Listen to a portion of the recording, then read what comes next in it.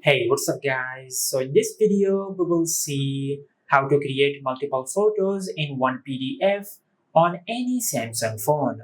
Now to do that, just open the gallery and tap on the menu button. Then go to settings. From here, just tap on about gallery. Now just tap on the gallery version a few times until you enable gallery labs. Now once you enable gallery labs, just go back and tap on gallery labs.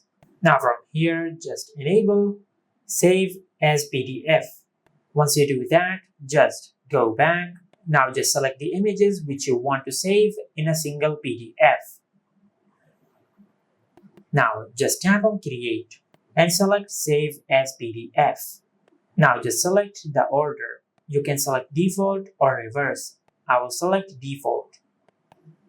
Now, as you can see, we have successfully created a PDF which consists of multiple images. Now, to find this PDF file, just open the Files app on your smartphone. Then go to Documents. Now, as you can see, this is the PDF we have just created. Now, just open your PDF. Now, as you can see, this is how you can create multiple photos in one PDF on any Samsung phone.